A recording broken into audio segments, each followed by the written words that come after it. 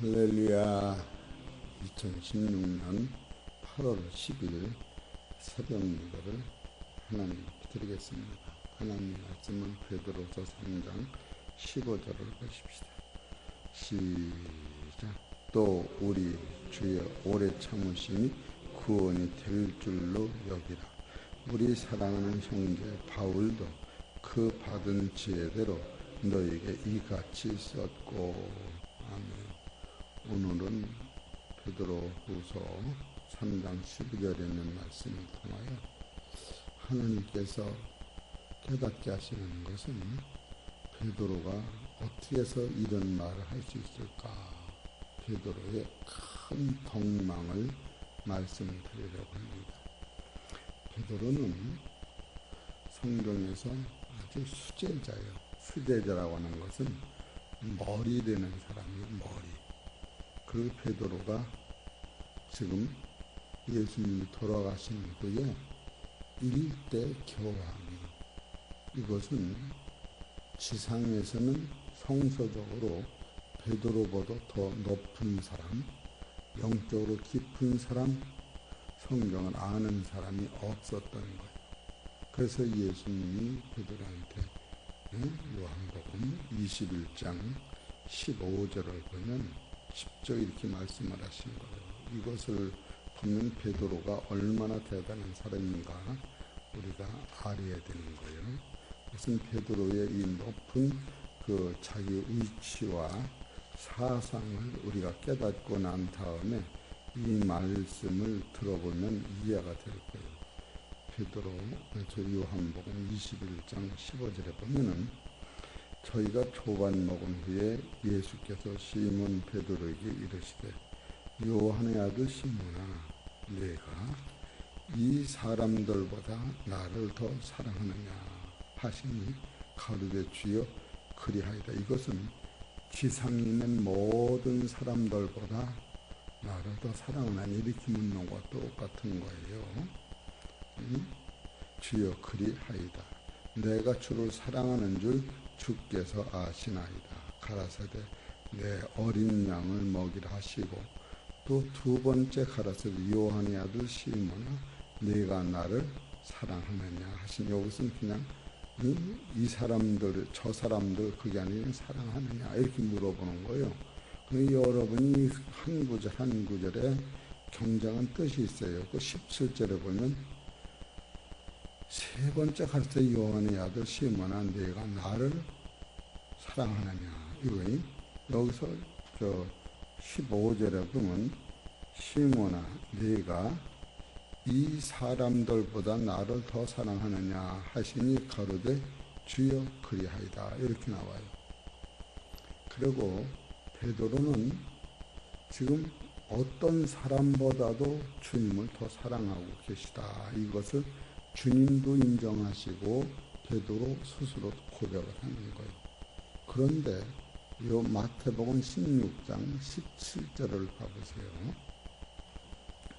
16장 17절 예수께서 대답하여 가라사대 바요나 시몬아 네가 복이 있도다. 이를 내게 알게 한 이는 혈육이 아니요 하늘에 계신 내 아버지시니라 하고 또 내가 네게 이르노니 너는 베드로라.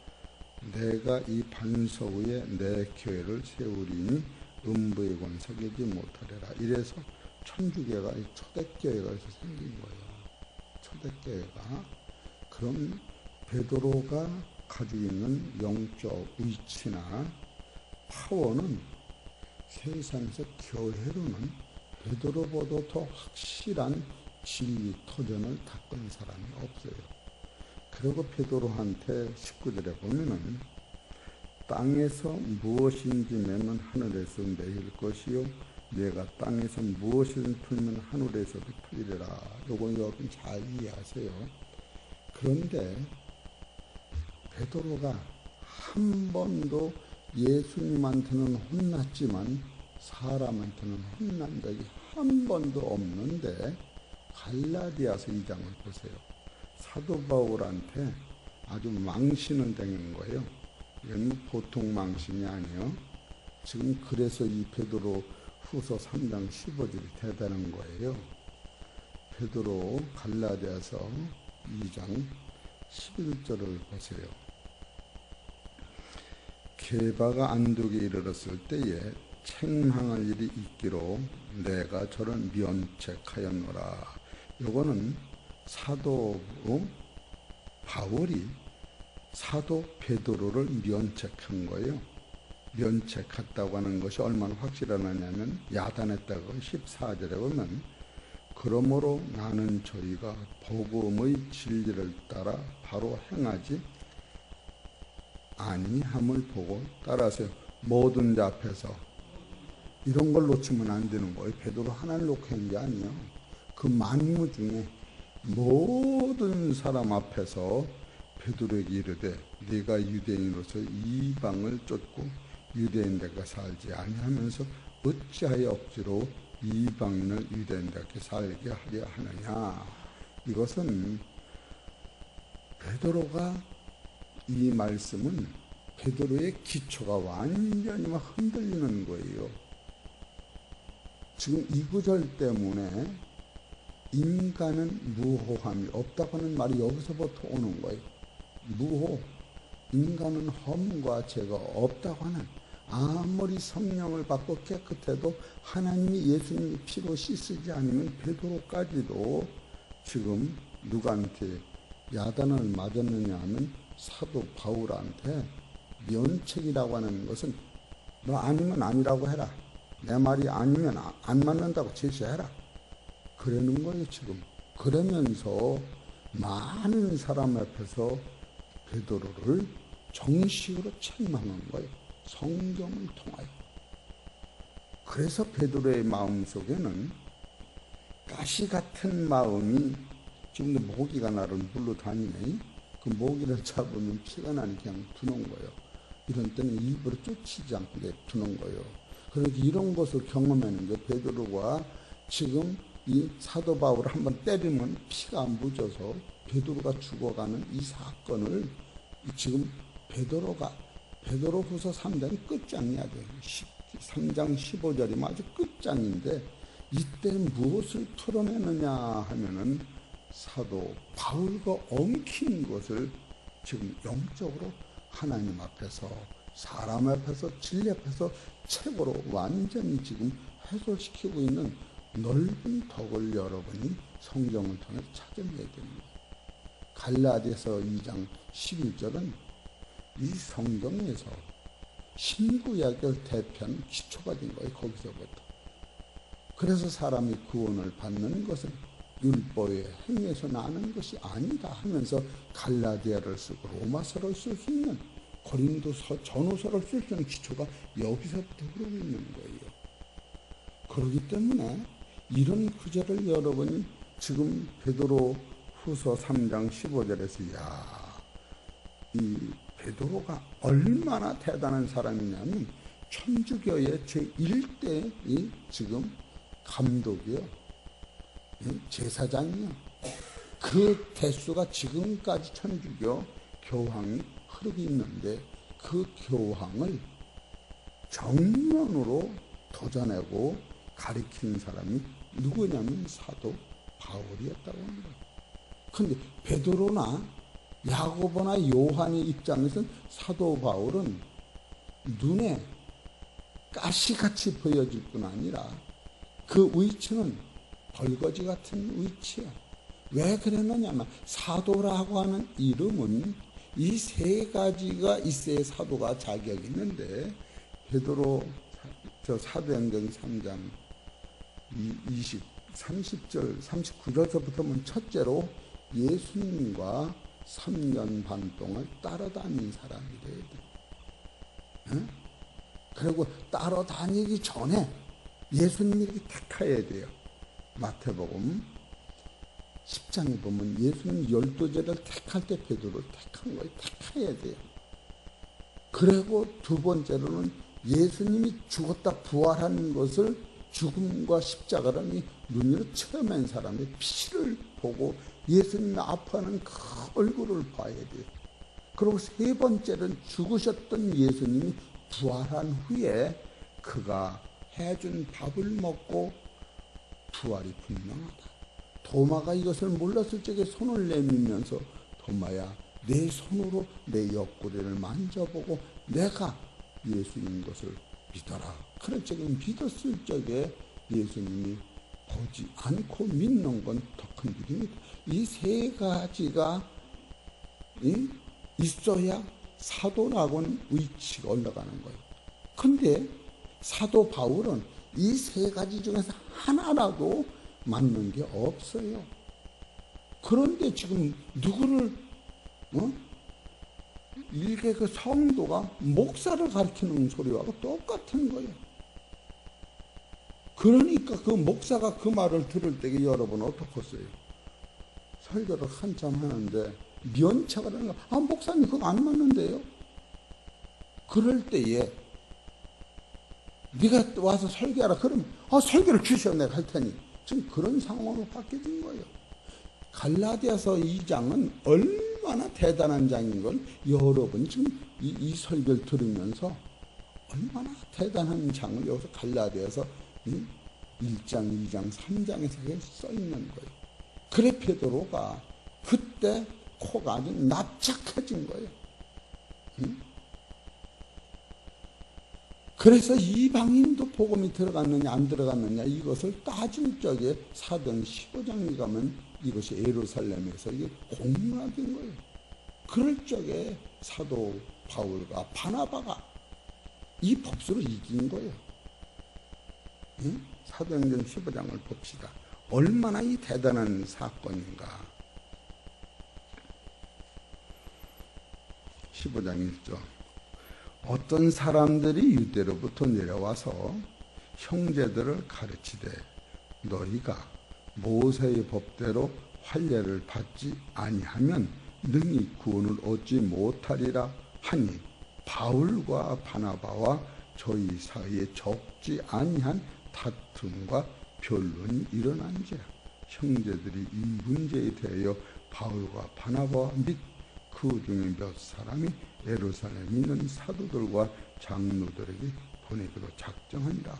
그런데 지금 이 말을 사도 바울과 바나바가 성서적으로 이 논리를 딱 정한 거예요. 이방인도 할례받지 아니한 사람도 예수 그리스도의 피의 능력은 구원받을 수 있다. 지금 이것을 정면으로 만들어낸 것이 갈라디아서인데 지금 여기서 누가 여기서 걷어 들렸느냐면 베드로가 걸려들은 거예요. 이러기 때문에 영적 세상이라고 하는 것은 학문과 이것을 아주 초월한 상태에서 베드로를 책망할 때에 아무도 그 앞에서 말 한마디를 못하고 베드로가 영권 안에 그냥 잡히고 마른 거예요. 사도 바울의 영권 안에. 그래서 이것이 베드로 평생에 맞긴 맞는데 마음으로 수용하기 어려운 처지에 있었던 거예요. 얼마나 답답합니까? 서울을 왕래한 사람이 서울 가보지도 않은 사람 말을 이기지 못하니 얼마나 이게 답답할 노릇이요. 그럴 적에 베드로가 사도행전 10장에 보면은 하늘석 한 보재기가 내려왔는데 천사가 베드로더러 베드로야 그 안에는 짐승과 벌거지와 새들을 네가 먹어라. 그렇게 얘기해요. 그렇지 베드로가 나는 거룩하기 때문에 이와 같이 부정한 것을 먹은 일이 없습니다. 그랬더니 하나님이 그것을 다 깨끗이 해놨다. 십자가는 그것을 깨끗이 해놨다. 그러니까 네가 부정하다고 하는 것이 깨끗해지지 말고 먹어라. 이것이 3번이나 반복을 했어요. 그러고 나서 고넬료라고 하는 이방 의인이 사람을 보내서 요바에서 누구를 만나냐 하면은 베드로가 그 사건을 통하여 이방인도 예수님의 피를 인하여 깨끗해진다는 걸 깨닫고 사도행전 10장 39절부터 예수님에 대해 설교를 쭉 적에 사도행전 10장 45절 후반절에 베드로의 설교를 듣고 이방인들도 성령을 받더라. 그래서 성령 받은 그들한테 세례를 준 거예요. 지금 이와 같은 사건은 베드로가 참으로 사도 바울한테 그 모욕과 수치는 인간으로서는 표현하기 어려운 내적 갈등과 참으로 영적 패배라고 하는 것이 자기 안에 쌓여 있었던 거예요. 그런데 내가 사도들보다 지극히 적은 사도보다도 나는 큰 사도보다도 나는 조금 더 부족함이 없다. 사도 바울도 이래고 다니네. 사도행전 어디 보십시다.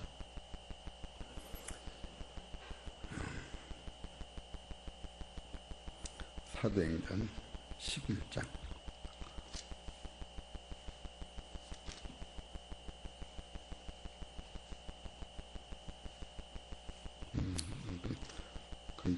고린도후서구나.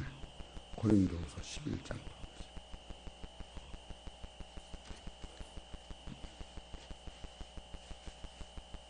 11장 5절. 내가 지극히 큰 사도들보다 부족한 것이 조금도 없는 줄 생각하노라. 내가 비록 말에는 초라나 지식에는 그렇지 아니하니 이것을 우리가 모든 사람 가운데서 모든 일로 너에게 나타내노라. 이렇게 하네. 이것이 베드로 입장에서는 미칠 노릇인 거예요. 목사를 앉혀놓고 저기 있는 전도사도 아닌 평신다고 와서 목사 그거 안 맞아요. 그 복음이 아니네요 할 때 이 목사가 생각할 적엔 저 말이 맞네. 그러나 수용할 수 없는 거예요. 왜? 저는 사도가 아니기 때문에. 그런데 이런 사건을 지금 베드로가 얼마나 자기가 여기서 기름을 당하는 거예요. 또 고린도후서 12장 11절을 보세요. 내가 어리석은 자가 되었으나 너희가 억지로 시키는 것이니 내가 너희에게 칭찬을 받아야 마땅하도다. 내가 아무것도 아니나 지극히 큰 사도들보다 조금도 부족하지 아니하니 사도의 표 된 것은 여기서 내가 너희 가운데서 모든 참음과 인내와 두 번째 표적과 세 번째 기사와 내가 너희 가운데서 모든 참음과 표적과 기사와 능력을 행한 이것이라. 이걸 갖다 마치는 거예요. 그럴 적에 베드로나 야고보 요한이 볼 때에 참으로 감당할 수 없는 베드로 마음은 사도 바울 때문에 죽을 지경이요. 근데 사도행전 2장에 보면 베드로가 한 번 설교하면 몇 명이 돌아왔는지 아시지? 3,000명이 돌아온 거예요. 그런데도 이 법문 앞에 성서적 조목 앞에는 베드로가 맥을 못 쳐서 생겼단 말이에요. 근데 그게 맞는데 그래서 베드로가 저 사도행전을 보면 하나님 앞에로 그 위에서 내리는 짐승들이 깨끗해졌다고 하는 것을 깨닫고 나중에 베드로가 다른 사도들한테 설명을 하는 거예요. 여보시오, 사도 바울의 말이 맞아.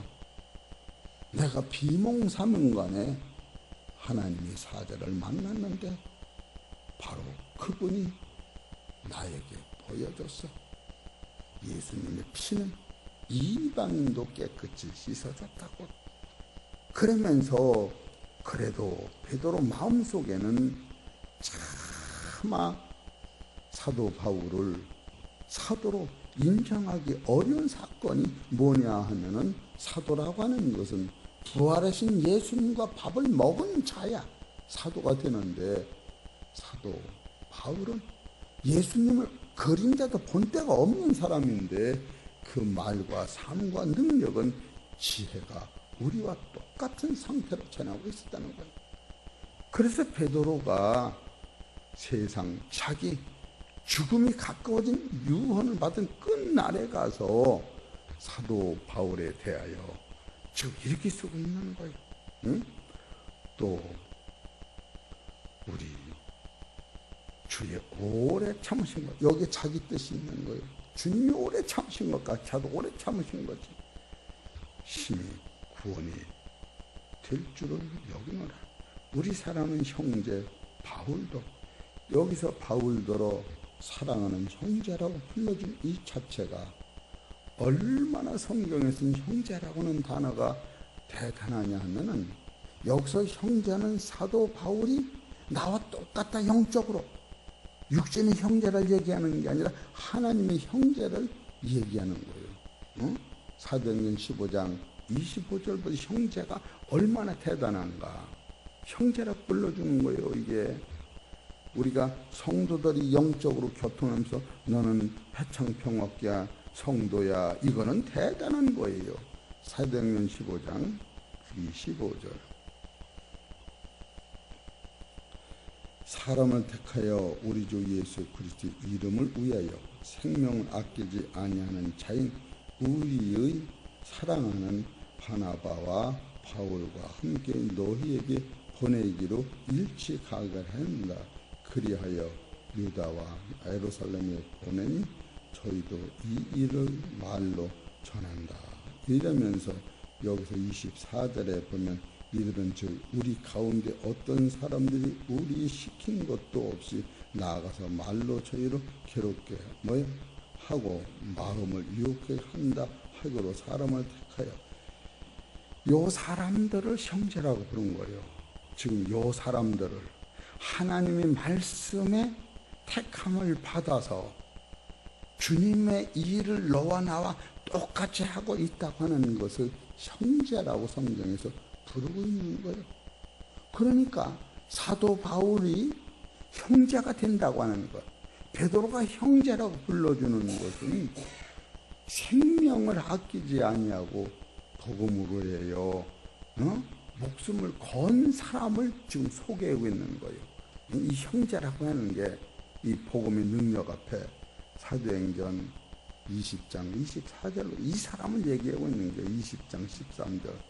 오직 성령이 각 성에서 내게 증거하여 결박과 환난이 나를 기다린다 하시나 나의 달려갈 길과 주 예수께 받은 사명 곧 하나님의 은혜의 복음을 증거하는 일을 마치려 하면은 나의 생명을 조금도 귀한 것으로 여기지 아니하노라. 이런 상태를 지금 베드로가 사도 바울이 깊은 복음의 생명을 전하는 그걸 보고 사도 바울은 나의 형제다, 지금 이렇게 소개하고 있는 거예요. 이 형제라는 게. 그러고 나서 여기서 우리가 놀라는 것은 이 사도 바울을 형제라고 하면서 사도 바울이 무엇을 증거했는가? 베드로가 볼 때에 베드로 후서 3장 15절을 보세요. 3장. 또 우리 주의 오래 참으심과 구원이 될 줄을 여기노라. 우리 사랑하는 형제 바울도 뭐요? 그 받은 지혜대로, 이 지혜대로 너에게 이같이 잡고, 너에게 여기서 이같이라고 하는 것이 뭐와 받은 지혜가 뭔가, 그 이같이를 먼저 봅시다. 이같이라고 하는 것은 로마서 2장 4절이라고 며칠 전에 말씀을 드린 거예요. 로마서 2장 4절. 이같이는 뭐냐? 혹 내가 하나님의 인자하심이 너희를 인도하여 회개케 하심을 알지 못하여 그의 인자하심과 용납하심과 따라서 길이 참으심을 얘기하는 거예요. 길이 참으시는 하나님이 우리를 길이 참으시는 걸 이같이 썼다라고 얘기하는 거예요. 이같이 썼다고 하는 게. 그래서 천년이 하루 같다고 하는 이것을 지금 이같이 안에 집어넣고, 사도 바울도 사도 베드로도 세상에 천년을 사는 것이 하나님 나라에 하루만 못하다, 이것을 이같이라고 하면서 왜 그렇게 그가 참으시느냐 하면은 주의 약속은 어떠니 더디다고 생각하는 것 같이 더딘 것이 아니라 오직 너희를 오래 참으사. 누구를 해요? 베드로를 해요. 사도 바울을 해요. 나를 해요. 오래 참으사. 우리는 결국 저를 위해 참는 예수를 만나니까 조금만 어려우면 공치사가 나고 힘들지. 누구를 위해 사는데? 나를 위해 사는 게 지금. 여기서 조금만 고생하고 진리 따르면 천국이 영원한 세상이 너 거라는데 결국 우리는 남을 위해서 예수 믿는 것 같지 않으니까 조금만 그냥 힘 빠지고 그러지. 영적 싸움에서 이긴 사람의 영안에는 보이는 것이 아무것도 아니면서 여기서 이것을 해결해야 한다. 그래서 오늘 마태복음 16장 19절에 이 비밀을 말하노니 네가 땅에서 매면 베드로가 땅에 있을 적에 사도 바울을 용서하지 않냐면 하늘에서도 용서 못 받으니까 베드로가 마태복음 16장 19절에 땅에 내가 있을 적에 지금 문서상으로 사도 바울을 용서하는 과정을 써놓은 거예요. 이런 것을 영으로 깨달을 때 여러분이 무슨 억하심장이 있어서 남을 용서 못하느냐 이런 나를 싸놓다고 그러는데 그게 안에 이 뜻을 생각하니까 내가 며칠 전에 내가 다리가 저리도록 이것이 마음에 오더니 실제로 그때 다리가 조금 이상이 생겼어요. 진짜 부르텄더라고. 나는 그것도 몰랐어요. 야근서 내가 걸어다니고 보면 양말 두 컬레 신은 것 같이 털고 거기 안에 부르튼 것 같더라고. 왼쪽 발바닥 앞쪽이. 그래 참 그때 8월 2일 날 나의 고백이라는 것을 설교할 적에 내가 들판에 가서 기도하다가 1시간 졸고 퍼뜩 일어났을 때 오면서 야 이거 대단하네 대단해. 나를 변하지 않는데 아무 소용이 없구나. 누구를 낸 예수를 낸 네가 애를 쓰느냐고 할 때에 주여 나는 감사합니다.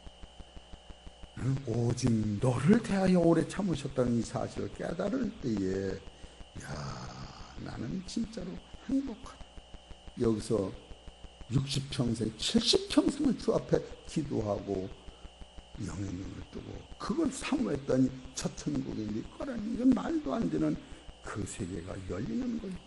그래서 여기서 사도 베드로가 바울대로 우리 사랑하는 형제 바울도 그 받은 지혜대로 너에게 이것을 썼던 이것이 뭐냐 하면은 하나님이 예수님을 지금도 그렇게 참으시면서 너희가 회개하기를 기다려서 도적과 저는 그날을 피하라고 이것이 오래 참는 것을 여기서 썼다고 그런 거예요.